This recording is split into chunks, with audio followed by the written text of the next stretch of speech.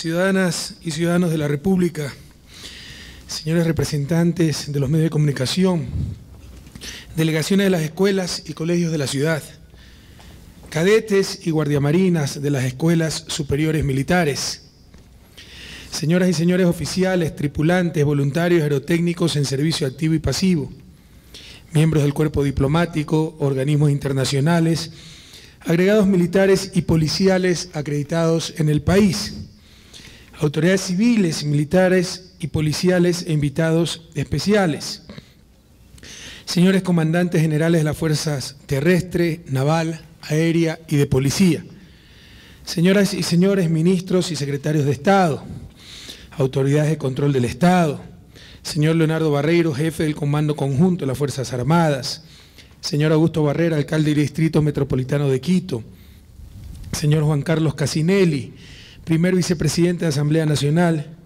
señor Homero Arellano, ministro coordinador de Seguridad, señor Miguel Carvajal, ministro de Defensa Nacional. Qué maravillosa mañana para celebrar 190 años de esa gesta histórica que constituye la batalla del Pichincha, y ver flamear ese tricolor con el fondo del cielo azul de Quito en esas mañanas únicas de la capital de la República, con una luminosidad que no se encuentra en ningún lugar del planeta, nos llena de orgullo de ser ecuatorianos, me llena de orgullo de ser presidente de esta gran nación, de ser comandante en jefe de estas Fuerzas Armadas tan patriotas, y nos llena de gratitud también al Señor por haber recibido tanto esta maravillosa naturaleza, este maravilloso país. El 24 de mayo de 1822, hace 190 años, estuvieron en un solo corazón, con una sola presencia, las figuras más altas de nuestra emancipación. Estuvo el indio, el sembrador y los descalzos, junto con Manuela y Eugenio de Santa Cruz y Espejo, precursores visionarios, soñadores de futuro, enamorados de la libertad. Estuvieron las cholas, los montubios, junto a Manuela Cañizares. Estuvieron los negros, los mestizos y los chazos, junto a los próceres del 10 de agosto de 1809. Estuvieron los combatientes internacionalistas de la Patria Grande, junto a los mártires del 2 de agosto de 1810, que vertieron su sangre para teñir de amor y de libertad esta tierra sagrada. Y estuvieron en cuerpo y alma las mujeres, los campesinos, los pescadores, los pequeños comerciantes, los artistas, las guarichas, los peones, los pensadores, los poetas, con una voluntad común, todos por la patria. El Ecuador nació hace 190 años de las entrañas del pueblo más humilde, de las manos callosas de los sembradores, del pensamiento libertario de los maestros, de los esfuerzos de quienes siembran el trigo, la cebada. Vio la luz a través de los ojos profundos de los trabajadores, se entibió en el lucero recién nacido de la madrugada de los que hacen el pan, se hizo fuerte con el amor sin límites de las amas de casa, de los que sueñan con la patria. La libertad se fue forjando a pulso, en la búsqueda constante de la justicia. Se formó con el ideario del libertador Simón Bolívar, que pensaba en siglos y miraba en continente. Se constituyó heroico de batalla en batalla, bajo la dirección del mariscal Antonio José de Sucre. Ese ejército de libertadores representaba un pueblo altivo aquel 24 de mayo de 1822. Ese día las tropas realistas esperaban en sitios estratégicos la llegada de Sucre. Se habían apostado para emboscar a los patriotas, los aguardaban con la artillería lista y con su evidente superioridad numérica, planificaban arrasar con las tropas libertarias, que avanzaban decididas a romper el yugo servil que sufrimos por más de 300 años. Esas tropas, las nuestras, contaban con informantes en cada poblado, con miles de ojos que anticipaban los escenarios de guerra y con miles de bocas que susurraban las posiciones del enemigo. Ese ejército que nos llenó de gloria, que nació de un sueño, de la necesidad urgente de forjarnos como naciones libres, Ese ejército se financió, se formó con el único fin noble de liberar a nuestros pueblos, a nuestra gente, a nuestros abuelos. Cuando el mariscal de Ayacucho se prestaba a subir a Quito, fue el pueblo el que le señaló la ruta, al descubrirle un camino milenario, el sendero de nuestros ancestros que se llamaba y se llama Culunco. Los culuncos habían permanecido semiocultos durante siglos, porque eran caminos humildes y sencillos, construidos en épocas precolombinas. Por ellos se podía transitar en fila de a uno, a buen recaudo del sol y de la lluvia, porque estaban cubiertos a modo de techumbre por las ramas y hojas de la vegetación silvestre, para mantener un microclima amigable en el sendero. Pero también, y esto es muy importante, para ocultar a los caminantes que comerciaban a espaldas del poder español. Y era tanta la confianza que tenía el pueblo en Sucre y en sus intenciones, que le abrieron el secreto de este paso por las montañas. Tan estrecho que ningún caballo podía aventurarse, ningún cañón podía pasar por ahí. Era un camino hecho a mano por el pueblo, por el que transitaron los libertadores hasta el Pichincha glorioso, para conseguir la victoria por sorpresa. Para algunos es muy difícil entender cómo se obtuvieron las victorias, pues los libertadores conformaban un ejército de pobres, mal comidos, descalzos y mal equipados, pero conformado por valientes.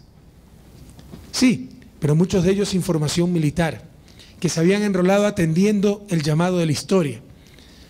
Pero la voluntad sola no basta para atacar y vencer al enemigo, que estaba, ese sí, armado, alimentado, equipado y guarnecido por todos los flancos. Fue necesaria la fuerza poderosa de millones de hombres y mujeres anónimos que proveyeron logística para las tropas, que organizaron colectas para uniformar y armar a los patriotas. Allí estuvieron ofrendando la vida, humildes guarichas que marchaban junto a los libertadores con fogones y ollas para preparar el rancho. Campesinos pobres que entregaban su exigua cosecha para alimentar la esperanza de la insurgencia. Cholos descamisados que donaban su único caballo para que relinche en el fragor de la pelea. Madres y padres que alentaban la ternura y la esperanza cuando veían partir a sus hijos a la guerra. Ese era el pueblo unido y ferviente que llevaba en sus hombros a los libertadores, que caminaba con ellos, que sufría con ellos y que moría también de manera anónima luchando con ellos. Saludamos al pueblo descalzo y humilde que combatió con los ejércitos patriotas, y dicho sea de paso también con los realistas, porque el ejército realista básicamente, los oficiales eran españoles y la tropa también era reclutada forzosamente de la gente sencilla en nuestro pueblo. Los saludamos a todos aquellos que combatieron de mil maneras, porque la independencia se fraguó en el corazón ardiente de todos los latinoamericanos. De ese crisol nacieron los héroes y en esa fragua se forjaron la lid, la victoria y la libertad de todo el continente. Reconocemos el valor y la ternura de Manuelita Sáenz y, por supuesto, el anhelo del mariscal Antonio José de Sucre, que liberaba pueblo tras pueblo en su intenso cabalgar y que en esta fecha consumó la victoria militar más contundente en una de las más brillantes batallas por la libertad de los pueblos, para que tengamos la potestad de trazar nuestro destino, para construir nuestra soberanía. Soberanía que hoy es nuestra obligación construir con todas las fuerzas, entre todos, multiplicando los esfuerzos para preservar la seguridad de nuestras ciudadanas y ciudadanos de manera conjunta, coordinada y eficaz, para así lograr el buen vivir. Antes del 2007, no solo la carrera militar estaba fracturada, la institucionalidad del país, de la defensa, estaban desarticuladas. A este sector vital, fundamental, lo encontramos desprovisto de casi todo, sin capacidad operativa ni remuneraciones adecuadas, sin vivienda fiscal ni equipamiento tecnológico, sin capacitación superior suficiente, debido al abandono y la indolencia de gobiernos neoliberales que promovían la minimización del Estado y lo que hicieron fue hacer un Estado desertor de sus fundamentales obligaciones. La nueva Constitución consagra la naturaleza de las Fuerzas Armadas como una institución de protección de derechos, garantías y libertades ciudadanas, alejadas ya de su anterior rol de garante de la democracia, entre comillas, Los garantes de la democracia somos todas las ciudadanas y todos los ciudadanos de este país. Es a partir de este momento que las Fuerzas Armadas ecuatorianas, a más del cumplimiento de su misión fundamental de defender la soberanía y la integridad territorial, fundamental, no exclusiva ni excluyente, trascienden hacia un nuevo nivel, ligado a la protección y defensa del ser humano, con lo cual ha encontrado su verdadera esencia y la razón que justifica incuestionablemente su existencia.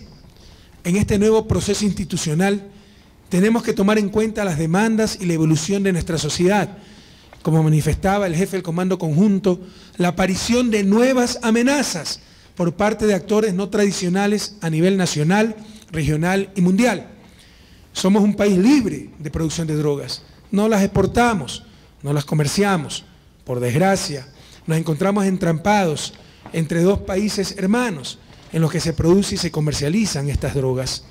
Asumimos que el combate al narcotráfico en todas sus formas es un imperativo para todas las sociedades, incluyendo los países donde se consume esa droga.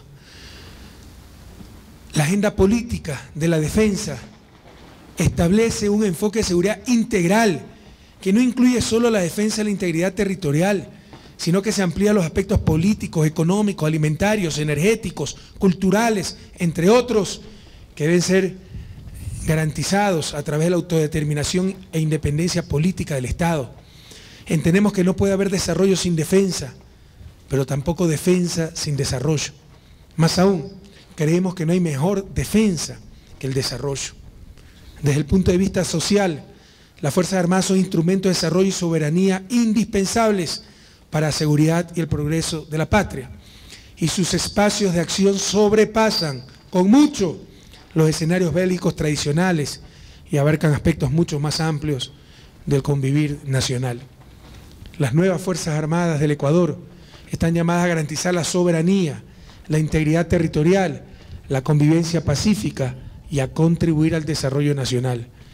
Para ello, deben dar su aporte a la tarea urgente de prevenir, combatir y controlar la criminalidad y la violencia en la sociedad, procurando reducir la vulnerabilidad de las personas, la colectividad y la naturaleza, apoyando la consolidación de los procesos democráticos que permiten la convivencia pacífica en nuestra sociedad, tanto al interior como en el concierto regional y mundial. Para afrontar la inseguridad, esta lacra mundial, debemos sumar todos los esfuerzos, la policía, las diferentes ramas de las Fuerzas Armadas, sostener, inventándose artículos constitucionales inexistentes, que la labor fundamental de proteger la soberanía, la integridad territorial del país, de las Fuerzas Armadas, es una labor exclusiva y excluyente, es un absurdo. Decir que las Fuerzas Armadas no pueden contribuir ante esta pandemia que es la inseguridad ciudadana en apoyo a la Policía Nacional, equivaldría a decir que la Policía Nacional no puede contribuir a apoyar a las Fuerzas Armadas en caso de invasión externa, un completo absurdo. Todas las instituciones públicas, todos los recursos disponibles del Estado, todas las voluntades deben unirse para garantizar la protección y el cuidado de nuestros ciudadanos. Así lo permite y lo determina nuestra Constitución. Y debemos estar orgullosos de ser el único país de la región que controla todo su territorio, con presencia de nuestra fuerza pública en cada rincón de la patria, que no es un logro de este gobierno, es construcción colectiva, acumulación histórica, logro de todos los ecuatorianos, un país libre de cultivo de drogas. Lamentablemente, lo que más abunda en este país es la mala fe, la falta de lógica, la manipulación. Mi mayor problema como político, dicho sea de paso, es ser lógico y amar la verdad. Ustedes saben que vengo de la academia, donde prima la lógica y la verdad. Decir una mentira en academia, plagiar algo, es pecado capital. En política, parecía ser que el pecado capital es decir la verdad. Hemos tenido un evento que le puede pasar a cualquier país del mundo, la infiltración de una avioneta aparentemente vinculada con el narcotráfico. Viene una avioneta desde México, sin ser detectada por ninguno de los países de paso. Desde México llega la avioneta. pero somos nosotros los únicos corruptos, incapaces, inútiles, que no detectamos la avioneta. ¿Hasta cuándo? ¿Hasta cuándo tanto maltrato al orgullo nacional? ¿Hasta cuándo tanto maltrato a ciudadanas y ciudadanos honestos de este país? Un gobierno patriota, por hacerle daño al gobierno, nos roban lo más sagrado, la autoestima, la honra, el orgullo nacional. Se estrella por volar bajo para eludir radares que antes no existían. Pero vienen traidores a la patria a decir que no hay defensa nacional, defensa aérea. Acaban de ver volar 3 aviones chitas supersónicos, parte de una flota de 12 aviones chitas. Acaban de ver volar 4 supertucanos, parte de una flota de 18 supertucanos de la flota subsónica, aviones que ni siquiera existían. No existían helicópteros de transporte, no existían helicópteros de rescate, no existían aviones no tripulados, no existían radares, pero ahora es que no existe defensa nacional por hacerle daño a un gobierno, le hacen daño al país, a nuestras fuerzas armadas. Ya basta. Incluso si antes hubiera existido radares para detectar esa avioneta, hubiéramos tenido que ir con escopetas a tratar de detenerla, porque no teníamos aviación para interceptarla. Basta de tanta infamia, basta de por hacerle daño a un gobierno, deshonrar al país, a nuestras Fuerzas Armadas, a la Policía Nacional. No jueguen con cosas tan sagradas. Somos los más corruptos, los más inútiles, los más incapaces, porque no se detectó una avioneta que volaba a 60 metros de altura precisamente para eludir los radares que antes no existían y que todavía están a prueba, porque los compró este gobierno. Y los que conocen de equipo militar saben que esto toma muchísimos años, incluso 2 años de anticipación. Hay que ordenar estos equipos. Y resulta que ahora es que nos invade el narcotráfico, ahora es que se desborda el crimen organizado, cuando por fin tenemos estrategias nacionales eficaces, sistemáticas, integrales, para proteger al país de estas nuevas lacras que afectan al planeta entero, como es el narcotráfico, el crimen organizado. Permítame leer uno de los famosos Wikileaks, no publicado por la prensa comercial, Wikileaks de 2005, con base extranjera y todo, lo que muchos extrañan. Cito su traducción en español. Informe de la Embajada de Estados Unidos, a su capital, Washington, no publicado por la prensa comercial, porque no le conviene a sus intereses. Cito: es imposible hacer una lista de los problemas fundamentales del Ecuador sin hacer referencia a los desafíos que éste enfrenta como resultado de su ubicación entre grandes productores de narcóticos y terrorismo. Enormes cantidades de narcóticos ilegales pasan a través de Ecuador, año 2005, provenientes de sus vecinos, especialmente Colombia, y el flujo de los dólares a través de Ecuador es también considerable. Cierro cita. Año 2005. Un poco de seriedad, un poco de responsabilidad. Basta de masoquismos sociales, basta por tratar de hacerle daño a un gobierno, destruir a la patria entera, destruir lo más valioso que tiene una república, su orgullo, su autoestima, su dignidad. Y todavía hay gente que con alma de vasallos añoran una base extranjera en el suelo patrio. Maravilloso. Se acerca una elección crucial en febrero del 2013, de asambleístas y presidentes. Propongan aquello para ver si nuestro país comparte con ellos su alma de vasallos. Y ya basta de tantas falsedades que no solo se reducen al plano de la seguridad nacional. Debemos unirnos para rechazar la mentira, recuperar la verdad. No podemos vivir anclados por la falsedad, por el engaño social, por la descarada tergiversación, manipulación de los hechos. En el país se miente, y no solo en nuestro país, en toda nuestra América, con todo respeto a los países amigos, pero me siento parte de la patria grande y con derecho a decir estas cosas. En el país se miente demasiado, y lo peor de aquello es que no nos sorprende, lo tomamos como natural. Las cosas más absurdas e ilógicas se las toma como normal, y eso es gravísimo para una sociedad, eso es gravísimo para una sociedad. los engaños sociales repetidos una y otra vez sin que sorprendan a nadie, sin que escandalicen a nadie. Patrañas repetidas una y mil veces, creyendo que en la repetición está la demostración. Por ejemplo, que el problema de la inseguridad es por haber eliminado la visa a los países extranjeros. Se lo repite una y otra vez, algo que no resiste el menor análisis. Quiere decirles que el país pedía visa tan solo a 27 naciones, las más de 200 países del mundo. 27. Se las nombra: Afganistán, Bangladesh, China, Nepal, Pakistán, Costa Rica, hermanos latinoamericanos, imagínense, Cuba, Haití, Honduras, México, Eritrea, Etiopía, Kenia, Sierra Leona, Guinea Ecuatorial, Nigeria, Somalia y algunos países del África subsahariana. Y con terribles inconsistencias. ¿Por qué pedimos visa a hermanos como México cuando llega el gobierno? Por reciprocidad, porque ellos nos piden visa. ¿Y por qué no le pedimos visa a los estadounidenses que nos piden visa? Todavía estoy esperando la respuesta. O sea, aquí había mucho coloniaje intelectual, mucho entreguismo. Hoy pedimos visa a 10 países, antes a 27. Es mentira que los países del mundo necesitaban visa para entrar a Estados Unidos, a Ecuador. 27 de más de 200 países. Hoy seguimos pidiendo visa a 10 países, habiendo eliminado la visa sobre todo a los países latinoamericanos, México, Honduras, Cuba, etc. Y como verán, los nacionales de países vecinos, supuestamente culpables del incremento de inseguridad, no necesitaban visa desde mucho antes de nuestro gobierno, por ser parte de la comunidad andina.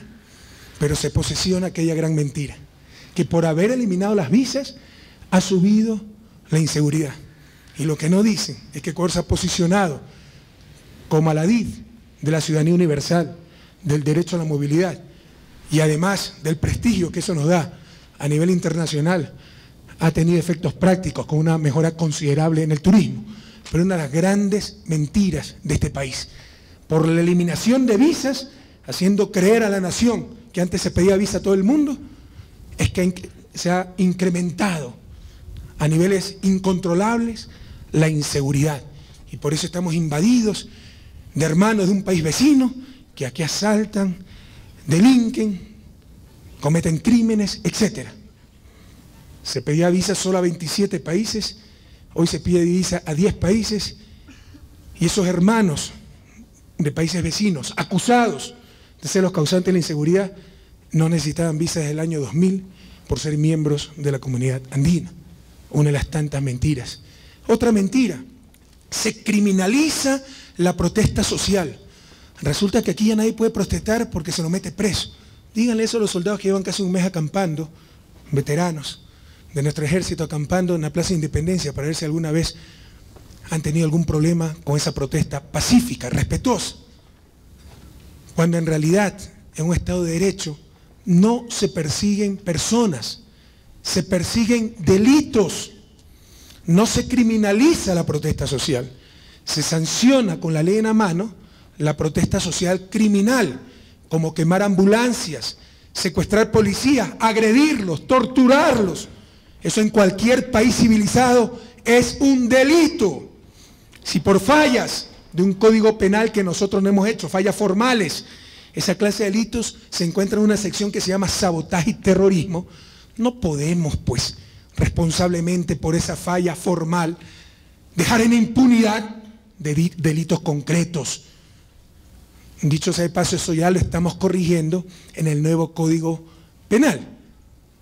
Pero significa que debemos dejar en impunidad la quema de ambulancias, agresión a nuestros policías, atentado a la propiedad pública y privada, porque el título de esa sección es sabotaje y terrorismo, y significaría, de acuerdo a ellos, que se les está acusando de terroristas. Ya basta, no nos quedemos en las formas, vamos al fondo. El fondo es que esas acciones son delitos y nada tienen que ver con una verdadera protesta social que está más que permitida, protegida en un Estado de Derecho y de derechos como es el Estado ecuatoriano. Y en la próxima campaña, si ese es el país que quieren, que cualquiera pueda lanzar una piedra contra el carro de su familia, si cualquiera pueda quemar propiedad pública, si cualquiera pueda secuestrar y agredir y torturar a funcionarios públicos, sean de uniforme o no, amenazarlos de muerte, etc. Se nos viene una campaña electoral. Esto es democracia, propónganlo en la campaña electoral para ver si los ecuatorianos quieren ese país de impunidad. Entre otras las grandes mentiras, resulta que ahora, desde que la ley es para todos, poderosos, sencillos, cualquiera que haya cometido un delito, porque un Estado de Derecho se persiguen delitos, no personas, resulta que ahora no hay derechos humanos en este país. Y la mayor prueba de los atentados a esos derechos humanos son los juicios, hasta privados, que se ponen contra excesos y agresiones, que ya tendrá que juzgar la justicia. Insisto, en un Estado de Derecho se juzgan delitos, no personas, pero pulverizando ese fundamento civilizatorio. Ahora se quiere hacer creer que si el que cometió ese delito es un periodista o se autodenomina dirigente social, poner un juicio por ese delito ya es atentado a los derechos humanos, a la libertad de expresión o criminalización de la protesta social. ¿Se dan cuenta de lo que están diciendo? Precisamente esa diferenciación ante la ley por clase de personas, no clase de delitos, significaría el mayor atentado a los derechos humanos, porque dejaríamos de ser iguales ante la ley. Insisto, por el bien del país, ya basta de tantas tonterías. Ya causa hasta risa el ver cómo supuestamente el mundo se puede enterar de la ausencia de libertad de expresión en el Ecuador, gracias a que todos los días, con absoluta libertad y con no pocos abusos, se pueden publicar en los medios de comunicación esa supuesta falta de libertad de expresión, una contradicción en sí mismo. Hay tanta falta de libertad de expresión que lo pueden repetir hasta el cansancio en sus negocios dedicados a la comunicación. Ya basta de tanto absurdo. Mientras yo sea presidente, libertad para todos, abusos para nadie. Acabamos de tener una importante reunión en Ginebra, donde ciertos países colonialistas presentaron preocupaciones sobre los derechos humanos del Ecuador. Ellos acusándonos a nosotros. Si nosotros no hemos invadido a nadie, no hemos torturado a nadie, no hemos saqueado a nadie, y no permitiremos doble moral y que se afecte a nuestra soberanía con imposiciones de países hegemónicos y cuestionadas burocracias internacionales.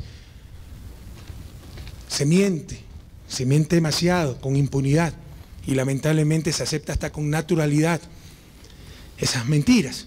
La última de ellas, un informe doloso, verdadero fraude académico, auspiciado por una universidad, sobre derechos humanos, que no es sino otra cosa que la recopilación de publicaciones, denuncias, de claros adversarios políticos del gobierno, muchos de ellos sin la más mínima preparación académica. Perdonen mi vehemencia en algo que algunos pueden pensar que es hasta trivial. Creo que están equivocados. Siempre se nos ataca que debemos ser estadistas. Para nuestra burguesía, ser estadista es vestirse bien, saber de cócteles. Nunca esperen que el presidente de Ecuador sea estadista, al menos este presidente en ese sentido. Para nosotros ser estadista es saber descubrir los verdaderos problemas del país. Y aquí está uno de los verdaderos problemas fundamentales para salir de su desarrollo, vencer la mentira, las farsas, los engaños sociales. Insisto, no por temático, sino que esto es lo fundamental. Tengo que repetir que nuestra academia no puede producir basura de esa naturaleza, vulgar politiquería disfrazada de ciencia, de investigación. No podemos permitir la doble moral, que cuando se enjuicia un periodista del status quo de la élite, atentado a los derechos humanos, y tiene sus propios ONGs que los representan en Washington, tienen cabida en los diferentes foros a nivel mundial. Cuando hace 2 o 3 años casi matan a una joven mujer periodista, agredida, golpeada, amenazada de muerte, de Telesur, y que hoy trabaja en los medios públicos, nadie denunció absolutamente nada. Basta de esa doble moral. Solo aparecieron cuando se osó enjuiciar y llevar ante la justicia a los poderosos de siempre. Superemos no solo las mentiras, la falta de verdad, también las discusiones pueriles, pidiendo imposibles, que nos inmovilizan y nos hacen perder el tiempo que hemos perdido en demasía. Vamos a celebrar casi 200 años, estamos celebrando prácticamente 2 siglos de nuestra emancipación política. América Latina tenía todo para ser la región más próspera del planeta y seguimos en su desarrollo y seguimos siendo la región más inequitativa del mundo y seguimos teniendo pobreza extrema. ¿Cuánto tiempo más tenemos que perder para el desarrollo? Estancados en discusiones absurdas, superficiales, lugares comunes, absurdos, imposibles, como por ejemplo el no a la minería, como que si este gobierno recién está desarrollando la minería, estamos corrigiendo la explotación minera, que ha habido por doquier, en forma desordenada, que ha depredado nuestra naturaleza. Uno de los mayores problemas que tiene el país es el desarrollo de la minería ilegal, y a ella la tenemos que combatir con toda nuestra fuerza pública, policía, fuerzas armadas, en conjunto y con convicción. ¿Acaso no hemos tenido explotación minera informal? ¿Acaso no hemos tenido la tragedia que es Nambija, símbolo de caos, de decadencia? Y muchos lo que buscan es que continuemos con aquello. Y es inevitable desarrollar esos sectores. Tarde o temprano se lo hará. Y lo único que están logrando es perder el tiempo. Perder el tiempo con engaños. Porque uno respetaría más estas posiciones si hablaran con la verdad, con argumentos, con fundamentos. Pero son engaños, falsos dilemas. Minería o agua. ¿Quién nos puso esa relación excluyente? ¿Dónde está? ¿Dónde está la ciencia, la investigación que lo atestigue, que lo respalde? En realidad es un falso dilema. La minería moderna recicla el agua. La minería moderna no usa químicos. La minería informal, artesanal, la que defienden ciertos demagogos, esa sí contamina el agua, esa sí utiliza químicos. Esa es la contradicción, que apoyan esa minería y no la minería con alta tecnología. E incluso, si esto llegara a ser cierto, minería versus algo de agua, el país necesita para desarrollarse esa agua y esa minería. Esto ya es un dilema presentado hace mucho tiempo por Adam Smith, el iniciador de la economía ortodoxa. Él era filósofo moral. El dilema del agua y los diamantes. ¿Por qué el agua, siendo tan necesaria, vale menos que los diamantes? Como decía ciertas autoridades, incluso eclesiásticas en el país, el oro, el agua es más valiosa que el oro. Podemos vivir sin oro, pero no podemos vivir sin agua. Nadie se lo hubiera imaginado. Pero es un falso dilema. Además, la respuesta a esa aparente paradoja está en escasez. ¿Cuál es el bien más escaso? Como decía hace unos días en la Universidad Católica Santiago de Guayaquil, porque este es un ejemplo académico, es una paradoja muy conocida en economía, del agua y los diamantes. Si ustedes acaban de encontrar una funda de diamantes en las minas de Sudáfrica y se pierden en el desierto, y después de 3 días de no beber agua, están a punto de fallecer, alguien les dice: te cambio este vaso de agua por tu funda de diamantes, probablemente lo dan enseguida, ese saco de diamantes, porque el agua era el bien escaso y les sirve para salvar la vida. Pero si están con la misma funda de diamantes en una inundación, cada vez sube más el nivel del agua, ya les llega hasta el cuello, están en peligro de muerte, darán ese mismo saco de diamantes, pero para que se lleven el agua, porque en ese momento el agua es el recurso más abundante, tan abundante que ya está causando daño.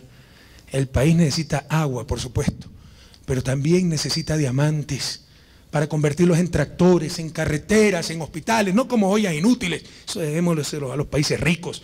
Nosotros, para escuelas, centros de salud, vivienda, para cultivar nuestros campos y superemos discusiones pueriles, estériles, que lo único que logran es hacernos perder el tiempo. Y podemos hablar con solvencia. Tenemos la constitución más verde del planeta. Pero mientras antes se caía en un extremo, creyendo que el ser humano era lo único importante en la naturaleza, hoy se va al otro extremo de ciertos grupos fundamentalistas, pretendiendo que el ser humano es poco menos que un estorbo en la naturaleza. Para la Revolución Ciudadana, el ser humano no es lo único importante en la naturaleza, pero sigue siendo lo más importante. Y tenemos que aprovechar para el buen vivir de ese ser humano los recursos naturales que con tanta prodigalidad, con tanta generosidad nos ha dado Dios, nos ha dado la naturaleza. Y se nos habla de irresponsabilidades enormes. No saben con lo que están jugando, consentimiento previo. ¿Qué tratado internacional habla de eso? ¿Dónde la Constitución habla de eso? Habla de consulta previa y en caso de no lograrse consenso, la autoridad democráticamente electa, debe tomar las decisiones. ¿Saben lo que significa? Jóvenes, ¿saben lo que significa consentimiento previo? La democracia es la unanimidad, no de las mayorías. Que basta con que una comunidad, un barrio se oponga a algo para no poder hacer las cosas. Y será imposible gestionar un país de esa manera. Ya basta de tanta irresponsabilidad. Como jefe de Estado, un país soberano, civilizado, de derechos, ya basta. Esto es clave para explicar el subdesarrollo. Tanta mediocridad, tanto simplismo, tanta falta de verdad. Superar estos problemas es superar ese subdesarrollo. Propongan en las próximas elecciones dejar en impunidad la agresión a nuestros policías, dejar en impunidad el cierre de carreteras, los atentados a la propiedad pública y privada. Propongan el consentimiento previo de cada comunidad, de cada barrio, de cada esquina, para ver si es posible manejar un país y conducirlo hacia el desarrollo. Propongan un país donde no se puede juzgar por un delito a cualquiera que se proclame dirigente social o periodista. Propongan un país donde se permita la mentira y el abuso descarado del poder informativo. Propongan un país donde el presidente se deje insultar, vejar, jugar con su honra, acusar de corrupto, recibir falso testimonio de infiltrados y debidamente pagados para hacer daño al presidente, para ver si el país quiere esta clase de presidente, que sería más cercano a un pobre pelele. ¿Acaso el presidente pierde su dignidad humana cuando gana una elección? ¿Acaso en nombre de falsas tolerancias, que no es otra cosa que la estrategia para que el poder mediático pueda acorralar al poder político, tenemos que soportar tantos abusos? Ahí están las sentencias contra poderosos periódicos que jamás se creyeron sometidos a la ley. Tratan de desmerecerla, pero la historia sabrá recoger que esa sentencia fue ratificada en 3 instancias. Ahí están veedores que quieren dolosamente involucrarnos en contratos que nunca conocimos. Toda la tolerancia a la crítica, cero tolerancia a la mentira, a la mediocridad, a la falta de responsabilidad. Vienen unas elecciones, propongan todas esas barbaridades que están tratando de imponer para hacerle daño a un gobierno, para ver si el pueblo ecuatoriano decide que ese es el país que quiere, ese es el presidente que busca. Rescatemos la política, que ha estado en la base de las crisis de nuestra región en las últimas décadas. La deserción también y satanización de la política, que es la forma racional como la sociedad toma sus decisiones. Antes se privatizó en económico, en el neoliberalismo, no se necesitaba Estado. Las decisiones las tenía que tomar esa entelequia llamada mercado, apoyada por burocracias internacionales. Hoy se vive el análogo del neoliberalismo en el ámbito de política pública en general, particularmente en el ámbito de derechos, con la proliferación de ONG sin ninguna representación democrática, frecuentemente defendiendo claros intereses, junto a burocracias internacionales que quieren minimizar a los estados y adquieren el poder de controladores y hacedores de política pública en torno a derecho. Rescatemos la política. Como sociedad, sepamos elegir y racionalmente decidir el país que queremos, los gobernantes que queremos. Queridos compatriotas, nuestra revolución es profundamente humanista. Por eso los avances que se han logrado en el tema de derechos humanos son evidentes. Hemos privilegiado el desarrollo social sin descuidar el crecimiento económico. Hemos cumplido la gran mayoría de las metas del milenio que estaban pensadas para el año 2015 y seguimos adelante porque para nosotros no eran puntos de llegada, sino puntos de partida. Eran metas mínimas y nosotros vamos por lo máximo, por el buen vivir, avanzando a pie firme. Hace pocos días, en la reunión del Consejo de Derechos Humanos de las Naciones Unidas de Ginebra, Suiza, nuestro querido compañero Lenín Moreno, y por eso no puede estar presente, está en el viaje de regreso, nuestro vicepresidente de la República, presentó el informe de la situación del Ecuador en relación a los avances en materia de derechos humanos. Las delegaciones internacionales felicitaron, ovacionaron los avances efectivos, la importancia que la Revolución Ciudadana confiere al tema de los derechos humanos. Cierta prensa, como siempre, en lugar de sumarse a la festividad internacional que representa ver a nuestro país salir de su desarrollo, en lugar de alegrarse por la disminución de la pobreza extrema, del desempleo, del analfabetismo, en lugar de celebrar la inclusión social de los indígenas, de las mujeres, de los afrodescendientes, no se sumaron a las voces, o no se suma a las voces del país, sino a los reclamos disonantes de los que ya no pueden vender la patria, a titulares enormes que proclaman no la victoria del pueblo ecuatoriano, no su avance, sino las observaciones de colonialistas que arguyen falta de libertad de expresión, aunque no hay ningún medio cerrado, aunque pueden publicar lo que quieran, incluso que carecen de libertad, inventando desatinos porque no pueden negar los logros evidentes en esta revolución. Ahora cuestionan hasta las cifras presentadas. Quiere decirles que esas cifras las dan organismos internacionales, no las produce el gobierno nacional. Sin embargo, buenas noticias. Además de ese reconocimiento en Ginebra, pese al comportamiento malsano de los mismos de siempre, quisiera reconocer algo que nos llena de esperanza. Y ojalá continuemos así, superando las trivialidades, uniéndonos por las grandes causas nacionales. Quisiera reconocer un día histórico, el día 23 de mayo, fíjense que, el día de ayer, perdón, 22 de mayo, fíjense que más feliz preámbulo a nuestra fiesta patria. Me refiero a la aprobación en Asamblea Nacional, con amplia mayoría de votos, 81 votos a favor de 102 asambleístas presentes, de la adhesión del Ecuador a la Convención de las Naciones Unidas sobre el Derecho de Mar, la CONVEMAR. Tema que se ha venido discutiendo en el país durante 10 años y no se tomaban las decisiones políticas pertinentes. Muchas gracias a los señores asambleístas por este gesto de responsabilidad, de amor patrio, de sentido, de presente y de futuro.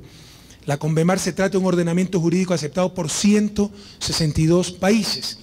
La vigencia de estos derechos ampliará nuestro ámbito de soberanía marítima con gran beneficio económico para el país. Este marco jurídico es el referente y sustento para la regulación de las actividades que se realizan en los espacios marítimos del mundo, incluyendo todas las que se desarrollan en aguas, lechos y subsuelos oceánicos de soberanía y jurisdicción del Ecuador. Por eso a la CONVEMAR se le llama la Constitución del Mar. La CONVEMAR promueve la regulación del uso pacífico de los mares y océanos, y yo en esto le analogo un poco a la Antártida. Fíjense el absurdo de reclamar soberanía total, territorial en Antártida. Tenemos participación en Antártida por nuestra posición geográfica, pero se declaró continente de paz para uso de toda la humanidad y todo el mundo puede hacer investigaciones en Antártida. Qué bueno para la humanidad.